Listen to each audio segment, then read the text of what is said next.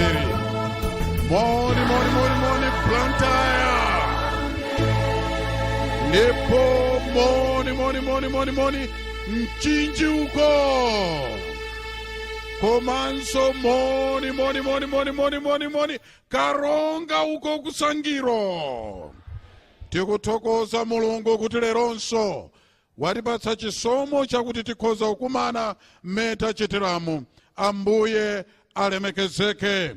Ndipo nonse mwalandiridwa, komanso onse amene mukumvera ma satellite centers, komanso amene mukumvera pa radio, pa TV, mnyumba mwanu, pena paliponse. Mulungu akudalitseni. Tiye tipemphere. Tikuthokozani Ambuye Mulungu wa chifundo, chifukwa lero mwatilolanso ana anu kukumana chotere, kusonkhana kudzamva mawu anu. Mukhale nafe, mutiphunzitse, mulankhule nafe mwa Ambuye wathu Yesu Kristu. Amen. Nonse mwalandiridwa ku msonkhano uwu wa lero. Ambuye adalitse aliyense wa inu. Dzulo tinenalo phunziro labwino kwambiri. Phunziro la dzulo limati tingakwirire bwanji umunthu wathu wakale. Pamene talapa tatembenuka mtima, umunthu wathu wakale tingaukwirire bwanji. Malingana ndi kuphunzira kwathu kwa dzulo, tinapeza kuti tikhoza kukwirira khalidwe lathu, umunthu wathu wakale, machimo athu munjira ya ubatizo. Ndiye tinapeza kuti ubatizo wa m'Baibulo wona ndi womiza. Ambuye akalola mawa tidzakhalanso ndi phunziro lina labwino kwambiri.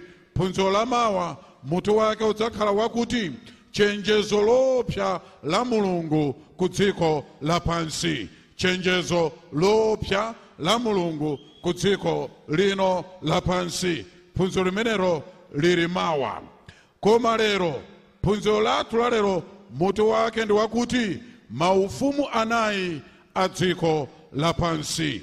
Maufumu anayi adziko lapansi. Musayiwale chigonjetso mwa Yesu Kristu. 1 Korinto 15 verse 57 Bible likuti koma yamikike Mulungu amene atipatsa ife chigonjetso mwa Ambuye wathu Yesu Kristu.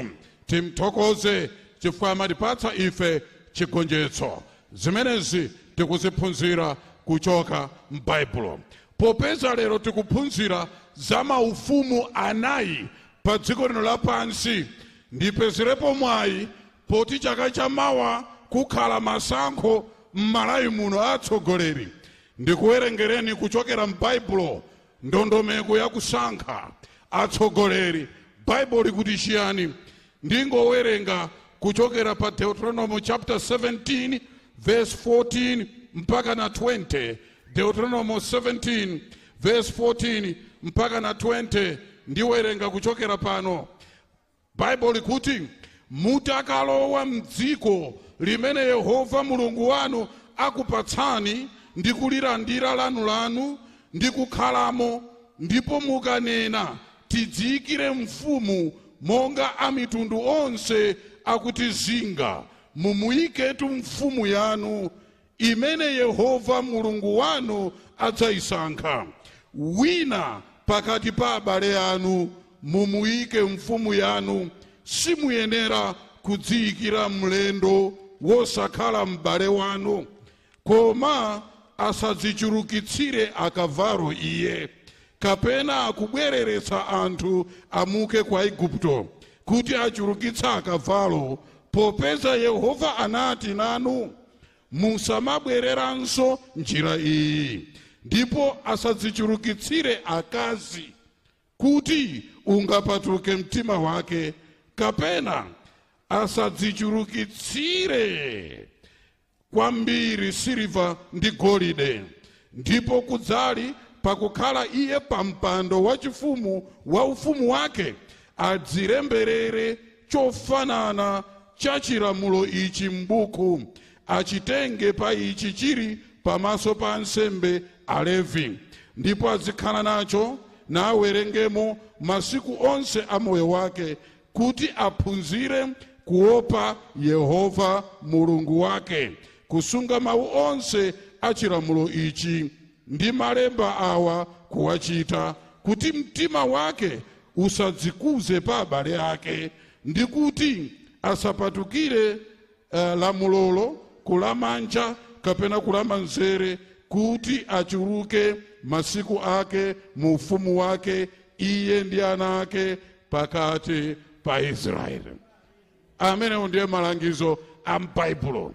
Asakhale wokonda akazi, asakhale wodzikundikira chuma, asabwererese anthu kwa Igupto, chitukuko chidzipitirira mtsogolo, akhale opa Mulungu. Pamenepo Baibulo lasendera, adziwerenga buku la chilamulo ili Baibulo, kuti achite mwanzeru, kuti akhale masiku ambiri.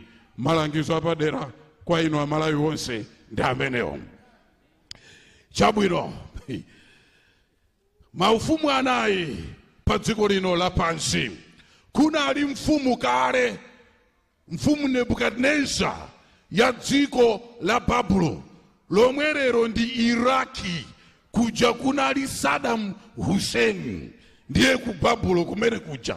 Kudali mfumu dzina lake Nebukadneza, chichewa adalemba kuti Nebukadnezara, ndiye kuti ntchito maliza kuti Nebukadnezara nzovuta, ndi dzingoti Nebukadneza. Ndiye mukangofatsa kuwerenga nkhani yake pa Daniel chapter 2 verse 1 mpaka na 45. Nebukadneza ankaganiza kuti ufumu wake sudzatha, adzakhala mpaka kalekale. Ndiye Mulungu anampatsa maloto, anamulotetsa loto. Atalota lotolo usiku, pakucha mamawa Mulungu anamuiwalitsa Nebukadneza loto lija kumchotsera. Ndiye iye pofuna kuti akumbukire, amadziwa ndithu kuti usiku nalota maloto opsa, koma maloto aja ndithawira, ndifuna ntakumbuka, komanso ndidziwe kumasulira kwake. Ndi anaitana openduza, owombeza, alembi ndi ena amene amadalira anzeru mu ufumu wake, kuti adzamuuze maloto. Anthu amenewo analephera. Bible likuti pa Daniel 2 verse 10 ndi 11, akasidi anayankha pamaso pa mfumu nati, palibe munthu pa dziko lapansi wokhoza kuulula mlandu wa mfumu. Chifukwa chake palibe mfumu mkulu kapena wolamulira wafunsira chinthu chotere kwa mlembi. Ndieno kapena wopenduza kapena akasidi aliwonse, pakuti chinthu achifuna mfumu nchapatali, ndipo palibe wina wokhoza kuchiulula pamaso pa mfumu, koma milungu imene kwawo sikuli pamodzi ndi anthu. Nebukadneza anauza openduza aja, asing'anga ake aja, anthu anzeru a dziko lake, akuti makosana, usiku nalota maloto opya, kwa maloto aja ndichokera ndayiwala. Ndiye ndikufuna inuyo mundiuze kuti nalota chiyani, komanso mukandiuza maloto mundiuze kumasulira kwake. Ndiye makosana aja kuti yayi mfumu, zimene mufunsa zinzofutatu, ife tikuuzeni maloto mwalota nokha, ndiye tinene ife, koma inuyo munene kuti nalota chakuti ife timasulire. Ndiye mukakapitiza kuwerenga mkamva mfumu idakwiya, ndikuti chandichokera chinthuchi, mundiuze ndikumasulira kwake. Mukapanda kutero ndikudulani nthuli mapisi mwamva. Ndiye anthu aja njenjenje. Ndiye atalephera, analamulidwa akayikidwe mndende kudikira kuphedwa. Nthawi imeneyi Danieli ndi anzake atatu Ayuda nkuti ali mndende akudikira kuti nawonso aphedwa. Ndiye mmene lamulo latuluka chonchi, mkulu wa mabodyguard dzina lake Arioki anapita kwa Danieli. Ndiye Danieli akuti lafulumiriranji lamulo la mfumu? Mfumu yafulumira, muauze adikire, tipemphere kwa Mulungu wathu tione ngati angatiululire. Ndiye anapemphera. Atapemphera anyamatawa, chinsinsi chija, loto lija, Mulungu anamuonetsa Danieli mkulota, anamubweretsera, nkummasuliranso. kudziwa umasulira kwake kuti acha mamawa Daniel analemekeza Mulungu kuti Mulungu aulula lotolo ndi kumasulira kwake. Ndiye kenako Arioko abwera Daniel nditengeni ndipite kwa mfumu. Ndiye verse 17 pamenepo Daniel anapita ku nyumba kwake nadziwitsa anzake Hananiya, Misaeli ndi Azaria chinthu ichi. Ndiye anyamata aja atapemphera zonse zadziwika popeza mpemphero muli mphamvu Mulungu aululira. Bible pa verse 19 pamenepo chinsinsicho chinavumbulutsidwa kwa Daniel. Ndipo Daniel analemekeza Mulungu. Ndiye kenaka Arioki anamtenga Daniel kupita pamaso pa mfumu. Mfumu Nebukadneza anafunsa, kodi iwe Daniel ukhoza kundiuza loto limene ndinalota ndi kumasulira kwake? Ine ndikuthokoza Daniel analiopa Mulungu. Chifukwa ndikanakhala ine kapena ife mmene timakulira mtimamu, mmene timafunira kutchukamu kuti tichioneka kuti mnzake wa Mulungu kwambiri ndine, bwezi tati yes ndikumasulirani chifukwa zimenezi ndikudya kwathu. Bwezi tatero. Koma mumve mmene anayankhira Daniel. Verse 26 mpaka 28. Mfumu inayankha niti kwa Daniel amene dzina lake ndiye Belisazara, ukhoza kodi kundidziwitsa lotolo ndidalirota ndi kumasulira kwake? Nayankha Daniel pamaso pa mfumu nati, chinsinsi inachitira liuma mfumu angakhale anzeru openduza alembi kapena alawuli sakhoza kuchiululira mfumu. Koma verse 28, koma kuli Mulungu kumwamba wakuvumbulutsa zinsinsi, iye ndiye wadziwitsa mfumu Nebukadnezara chimene chidzachitika masiku otsiriza. Mulungu anamuonetsa Nebukadneza zodzachitika masiku otsiriza. Panoramic view. Ndiye tamverani pamenepo Daniel akuti, mfumu zimene munalota inu palibe munthu angakuuzeni, palibe wanzeru anganene, wamadigiri otani, openduza kandi asing'anga, wombeza kapena munthu ina aliyense sangakuuzeni, koma kuli Mulungu kumwamba. Daniel anapereka credit kwa Mulungu, sanadzitengere ulemu yekha. Kuli Mulungu kumwamba amene wavumbulutsa zimenezi. Ndipo popitiriza ukambirana Daniel akuti loto lanu ndi masomphenya mtima mwanu pakama panu ndi awa. Daniel anayamba kulongosola loto. Amfumu, inu mutagona usiku munalota chifano chiboliboli chachikulu, mutu wa golide, pantima pa siliva, chiuno cha mkuwa kapena kuti brass, miyendo ya chitsulo, mapazi mosakaniza chitsulo ndi dongo. Ine kunalibe, inu kunalibe. Koma ndikukhulupirira kuti Daniel atangotero Nebukadneza kutheka adumpa, eya Daniel tatisheka ukunena zona Daniel.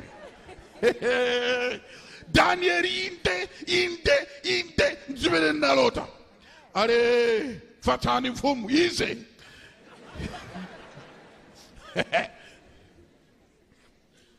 Ndiye akuti kenaka munaona mwala wosemedwa popanda manja unagwa kuchokera mpiri kubwera kuchokera kumwamba kakakaka. Ndiye mapazi munali mosakaniza chitsulo ndi dongo. Mwala uja unabwera ndi kudzamenya mapazi mosakaniza chitsulo ndi dongo. Kenaka chimwala chicho chinagwa, chifano icho chinagwa pwa. Ndiye akuti chinapereka nichisanduka Mungu ngati phulusa. Ndiye mphepo inabwera ndikuuluza phulusa ija kulichosa chifano chichosoonekazo. Ndiye akuti mwala uja unaphwanya fano uja unamba kukula ndikudzaza dziko lapansi. Alinde Daniel asondikira ntukuzeni kumasulira kwake. Ndiye ndifuna ndikuuzeni Daniel ananena mawu amene ndisadumphe yayi. Verse 21, Daniel chapter 2. Pakuti amasanduliza nthawi ndi nyengo, achotsa mafumu nalonga mafumu, apatsa anzeru nzeru ndi chidziwitso kwa iwo okhoza kuzindikira. Mulungu akuti amachotsa mafumu nalonga mafumu. Mulungu amachotsa atsogoleri, amayikanso atsogoleri. Chifukwa Mulungu ndiye mwini ulamuliro wonse kumwamba ndi dziko lapansi. Tsopano Daniel 4 verse 30 mpaka 32.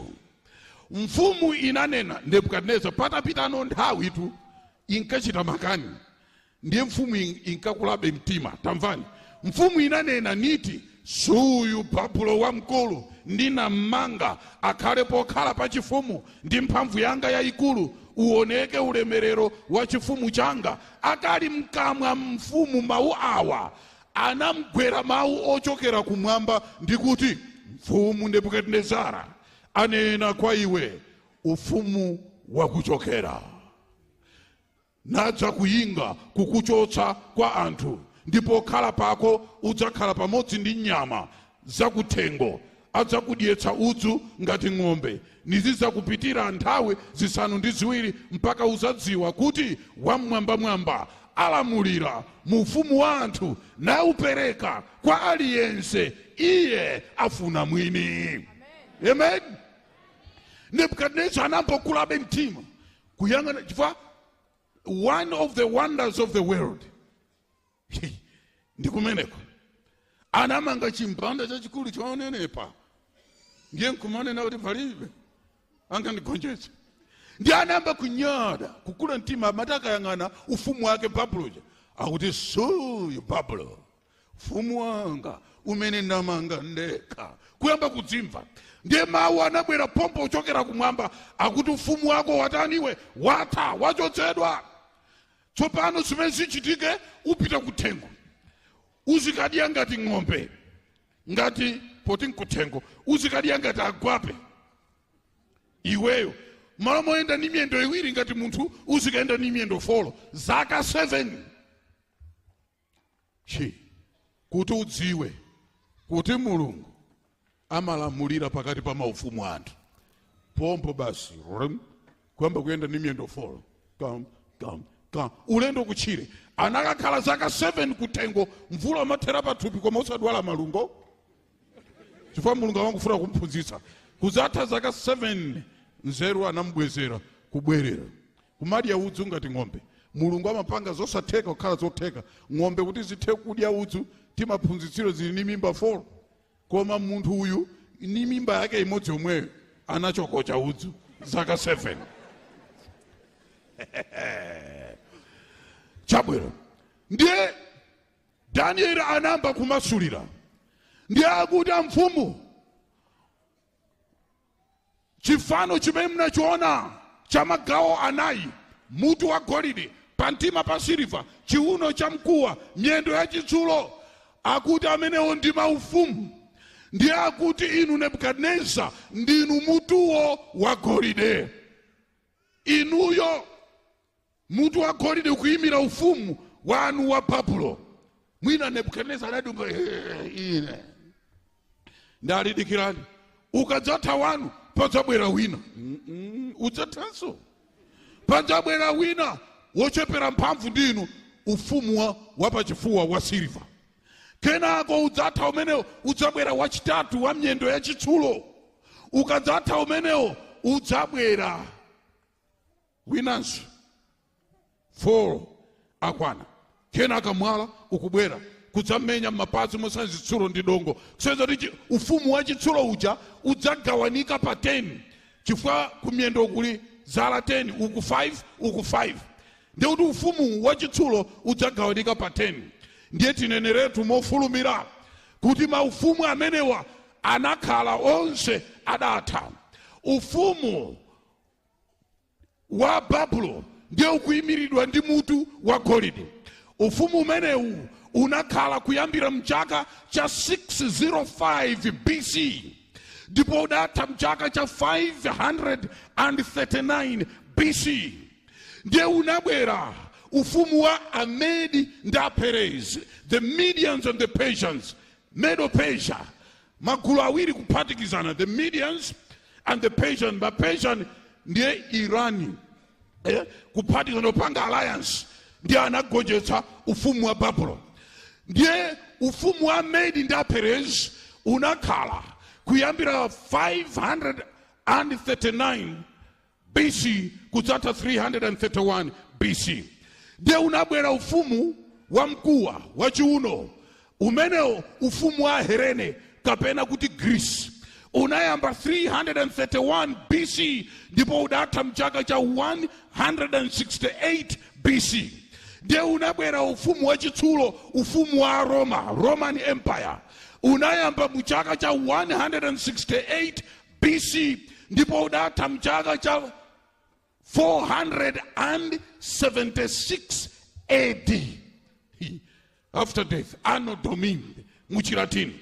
Maufumu wa anakhala anapita. Ufumu wa Babylon unakhala unapita, ndi ulemerero wake. Ufumu wa Medi ndi Perez unakhala unapita. ndiye ufumu wa Helene unakhala unapita. Ufumu wa Roma unakhala ndipo udatha 476 AD. Chabwino ndiye kumapazi kusenzati ufumu wa Roma udzagawanika pa 10 zala 10 uku 5 uku 5.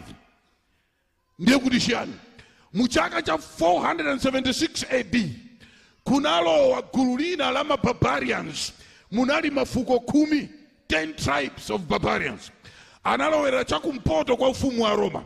ndi anamba kuutha pang'ono pang'ono 476 AD ufumu uja wa Roma unatheratu.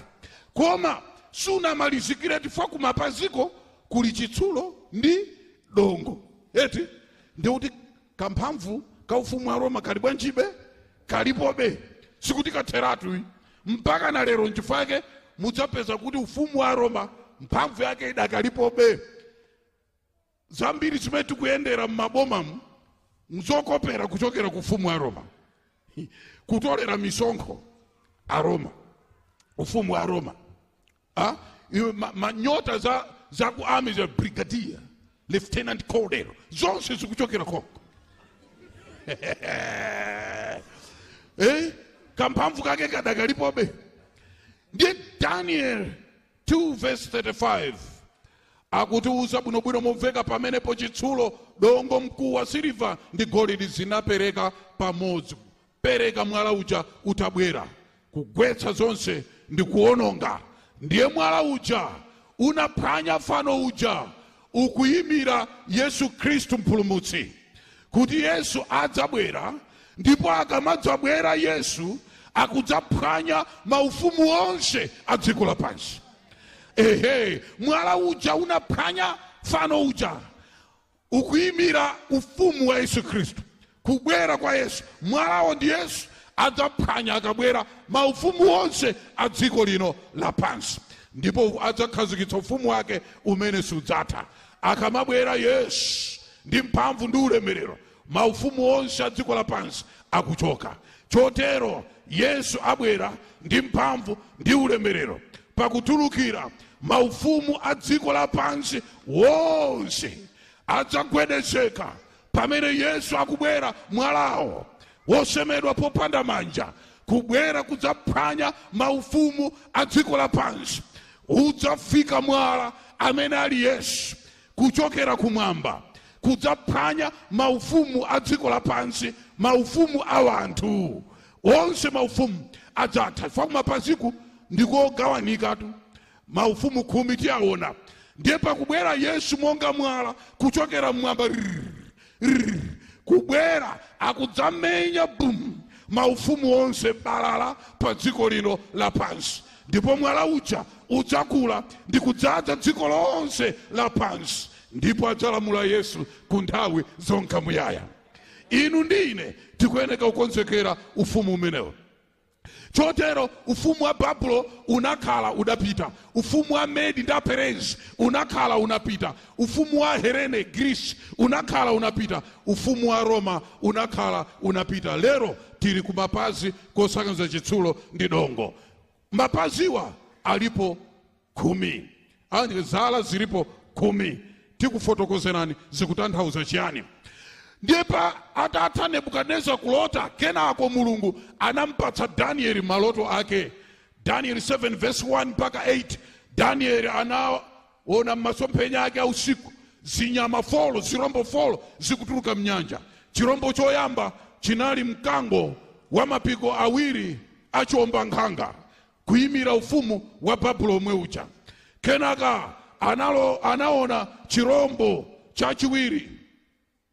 Chirombo chachiwiri chikutuluka mnyanja chimbalangondo chitaluma nditi zitatu kukamwa. Chinali chotundumuka mbali mozi chotifuka tanga chinapita. Kenaka kunabwera chirombo chachitatu chooneka ngati kambuku wa mitu folo mapiko folo. Chimene chinachoka chinapita. Ndiye kunabwera chirombo chotsiriza cha namba 4 choopsa mano achitsulo zikhadabo zamkuwa chinalusira dziko lapansi. Ndipo chinali ndi nyanga 10 pamutu. Pakati pa nyanga 10 panamera kanyanga ka 11 kamene kanazula nyanga zina zitatu. Zirombo zimezi zikuyimira maufumu omwe aja ndithu. Chirombo choyambachi chikuyimira Bible kutiuza Daniel 7:17 kuti zirombozi zikuyimira maufumu omwe aja. Chotero maufumu omwe aja mutu wa golide ndi chimodzimodzi ndi mkango uja ufumu wa Babulo. Komanso pamtima pa siliva paja chimodzimodzi ndi chimbalangondo kuyimira ufumu wa Medi ndi Perez. Komanso chiuno cha mkuwa ndi chimodzimodzi ndi kambuku uja kuyimira ufumu wa Helene wa Greece, yemwe mtsogoleri wake anali Alexander the Great. Atamenya nkhondo kambukuyu ali ndi mitu folo ikuyimira 4 generals atsogoleri a nkhondo anayi a Alexander the Great, amene wanali Seleucus, Ptolemy, Kasanda ndi Lysimachus. Anyamata timene timatsogolera nkhondo. Ndiye history kunena kuti atagonjetsa kwambiri mnyamata uyo Alexander anakondwa kwambiri ndi anapanga phwando ndikumwa kachasu wambiri. Anamwa mwina asanadye ndikuganiza choncho chifukwa anayamba njenje fever. Ndi anyamatawa history kuti anyamatawa Seleucus, Ptolemy, Kasanda ndi Lysimachus ataona da akulawa ndi ulendo ndithu. Mmodzi wa iwo anafunsa, ali bwana, mukafa inu ufumu wanu musira kwa ndani mwa ife anayi?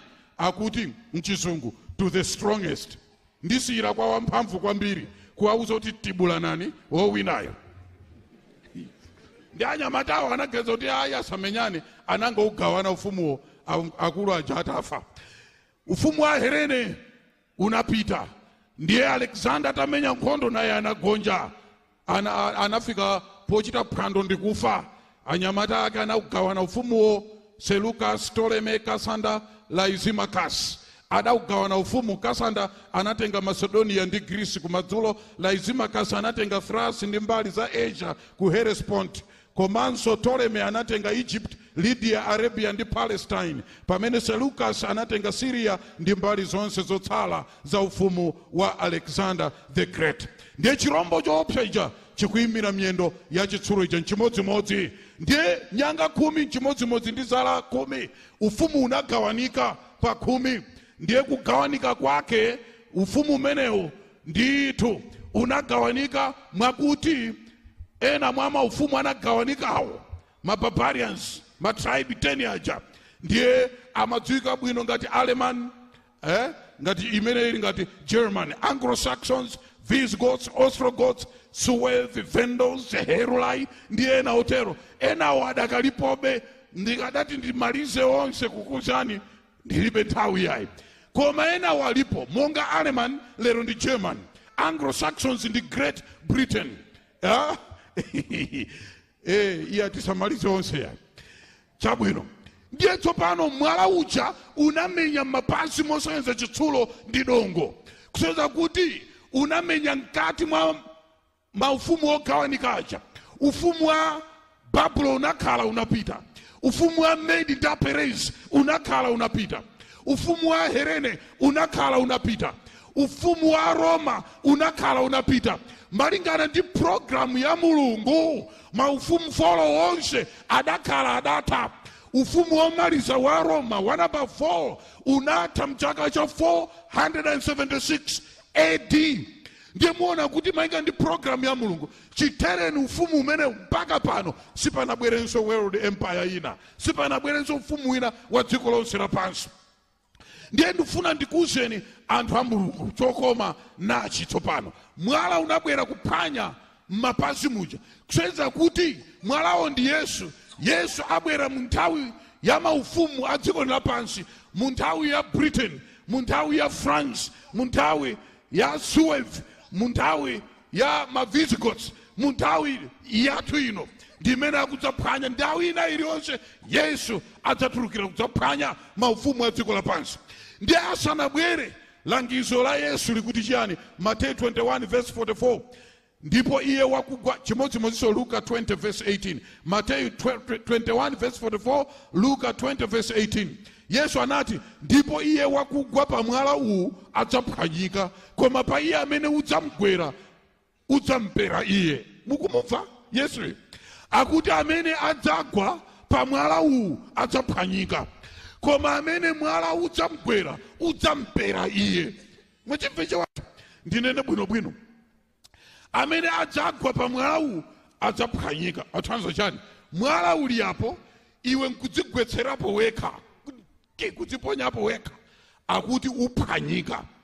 Koma ukapanda kudziponya wekha ungokhala, ndiye mwalawo nkunyamuka weku kubwera kuli iweku, ukakugwera akuti ukupera, sudzakhala ponso. Mwadziwa chimene utanthauza? Mwalawo ndi Yesu.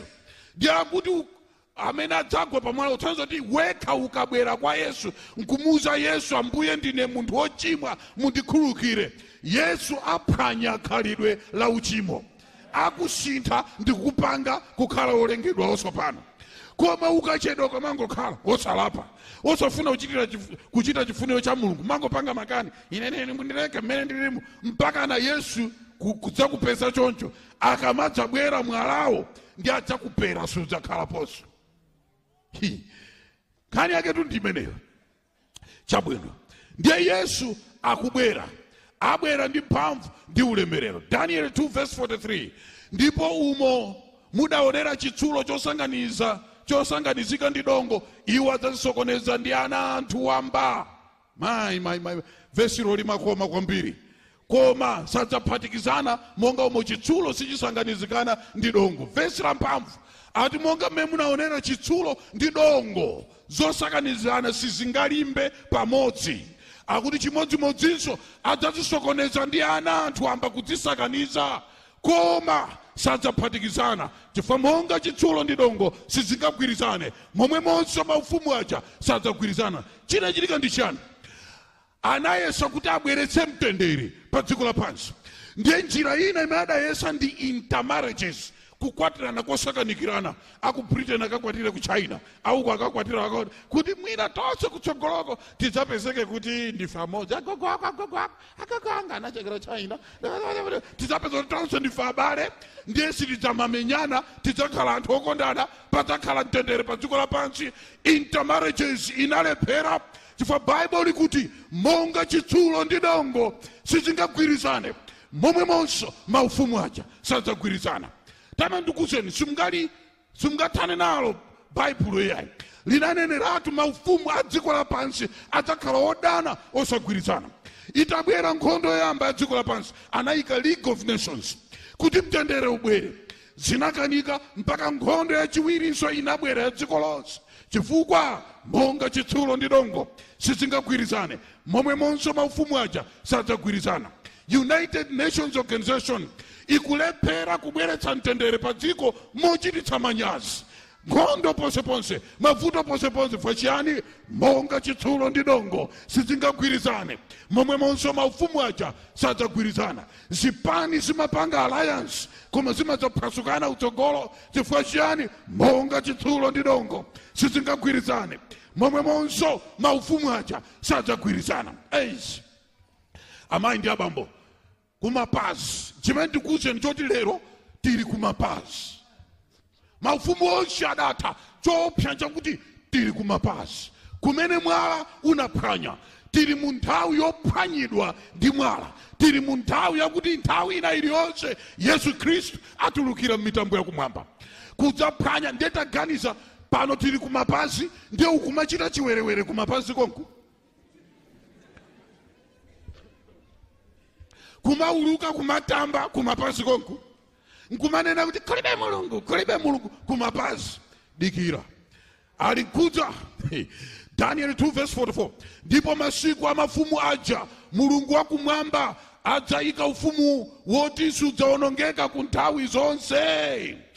Ndi ulamuliro wake sudzasiyidwira mtundu wina wa anthu, koma udzaphwanya ndi kutha maufumu awo onse nudzakhala chikhalire. Haleluya. Tamvani Bible likuti ndipo masiku amaufumu aja. Mafumu akati Aleman, Visigoths, Ostrogoths, Suev, Vandals, masiku a Britain, masiku a German, masiku a Switzerland, masiku a Portugal, masiku a Tuana, masiku a Merewa. Bible likuti nthawi ya masiku amenewa mulungu ya maufumu amenewa mulungu adzakhazikitsa ufumu wake umene sudzatha. Nthawi ina iliyonse lipenga lilira mulungu akudzakhazikitsa ufumu wake. Mfaki anati tikamapemphera tidzitiso ufumu anudze. Sadatero.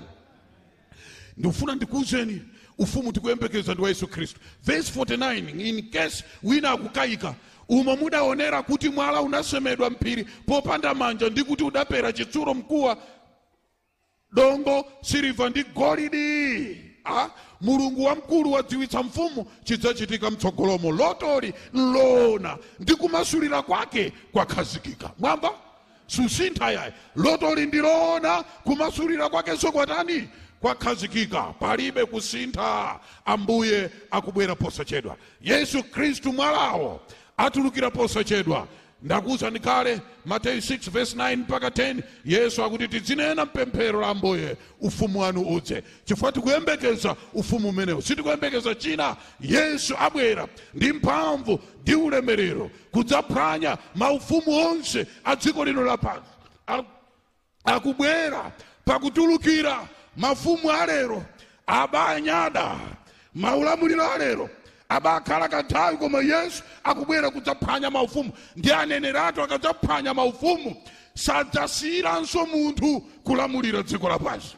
Mwaona kuti kuolamulira mapresident alamuliriretu, matiye alamuliriretu, anyakwawa kumene mukundimvako mulamuliriretu, aparamount mulamuliriretu. Ndi ukuwuzani mahonorable onse ma MPs nduna mulamuliriretu. Chifukwa iye akangotulukira akudzakhazikitsa ufumu wake umene akuti sadzasiyiranso mtundu wa anthu kulamulira dziko lapansi. Sadzasiyiranso. Yesu akubwera ndi mphamvu ndi ulemerero kubwera kuti adzakhazikitse ufumu wake. Verse 15 ya chivumbulutso chapter 11. Chivumbulutso 11 verse 15. Bible kuti chani? Ndipo mngelo wachisanu ndi chiwiri anaomba, ndipo panakhala mawu akulu mmwamba ndi kunena, ufumu wa dziko lapansi wayamba kukhala wa Ambuye wathu ndi wa Khristu wake, ndipo adzachita ufumu kufikira nthawi za nthawi. Haleluya. Tikabwera kwa Yesu Khristu atilandira, tikonzekera kulowa ufumu wake. Yesu mwini pa chivumbulutso 22 verse 12 akuti taonani ndidzamsanga ndipo mphotho yanga ndili nayo yakupatsa yense malingana ndi ntchito zake. Ndiye ndikufuna mumve amayi ndi abambo kuti nkhani ndikafika ine paima ndinyadiritsa ndi makhondo ndimamva kukoma chifukwa mavuto anga atsala pang'ono kutha mdziko lino. Nkhawa zatsala pang'ono kutha chifukwa ndikuona kuti mfumu ya ulemerero yatsala pang'ono kutulukira. Chifukwa ufumu wa Babuloni unakhala unatha. Ufumu wa Medi ndi Aperesi unakhala unatha. Ufumu wa Helene unakhala unatha. Ufumu wa Roma unakhala unatha. Tikuyembekeza ufumu wa mwala, ufumu wa Yesu.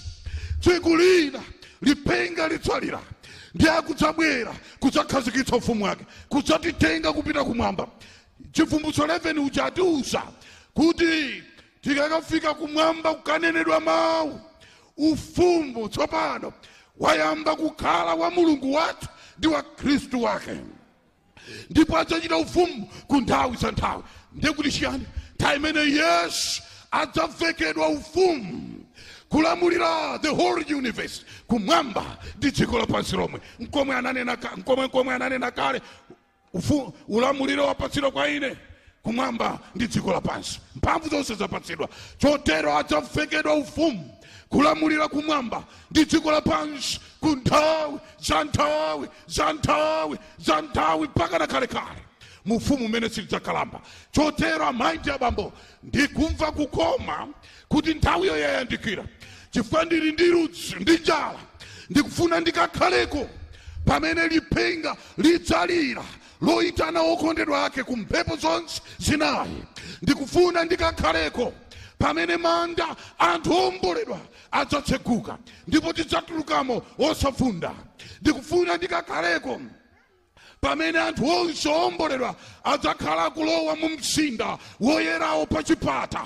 Ndikufuna ndikakhaleko pamene omboledwa onse tikazungulira chimpando cha ulemerero cha mfumu ya ulemerero Mulungu wathu. Ndikufuna ndikakhaleko pamene Yesu akavekedwa ufumu, coronation service, kumuveka ufumu Yesu, ufumu kuyamba kukhala wa Mulungu wathu ndi wa Khristu wake, anthu onse osalamuliranso. Ndikufuna ndikakhaleko pamene mu ufumu umenewo sitidzadananso, tidzakhala limodzi okondana ku nthawi za nthawi. Ndikufuna ndikakhaleko pamene sindidzapitanso ku chipatala kwachitidwa adimiti madripi kuno Yesu mu ulamuliro wake. Ndikufuna ndikakhaleko pamene tidzayang'anira ulemerero wa Atate wathu ku nthawi zonse muyaya.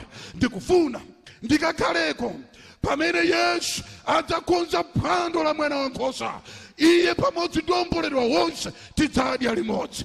Ndikufuna ndikakhaleko pamene tikayenda mu msewu wa golide ku nthawi za nthawi. Ndikufuna ndikakhaleko pamene mavuto onse ndi nkhawa zonse ndi madandaulo wonse zidzatha pa dziko lapansi. Amayi ndi abambo, ndakopeka mtima kukapezeka mu ufumu pamene maufumu onse akutha, ufumu wa Mulungu wathu wa Yesu Khristu kuyandikira. Pamenepo idzani Ambuye mudzatitenge. Ndikufuna ndikakhaleko kuti tikapezeke kumeneko. Mutani Petro anati, lapani aliyense wa inu ndipo batizidwani kuloza ku chikhululukiro cha machimo anu. Ubatizo ulipo kukonzekera kulowa ufumuwo. Ena anayimika dzulo manja, ndikupatseni mpata inu amene mufunitsitsa kalowa mu ufumuwo. Ndakuwuzani choyenera kuchita, chimodzi cha icho ndi ubatizo umene ukubwera la Sabata Saturday. Alipo ena amene sanatenge makhadi awo dzulo, sanapange chitsimikizo, afuna kupanga pano kusaina mapepala awo makhadi awo kuti abatizidwe nawo la Sabatali. Alipo tero ayimike manja. Mulungu akudalitseni, Mulungu akudalitseni. Maashas kulibe mayo maashas fulumirani pano tipemphera posachedwa apa. Inu Mungu ayimika manja, maashas akupatsani mapepala awo. Ndikudziwa kuti maashas nawonso akumvera uthenga, koma ndithu msayiwale perekani mapepala.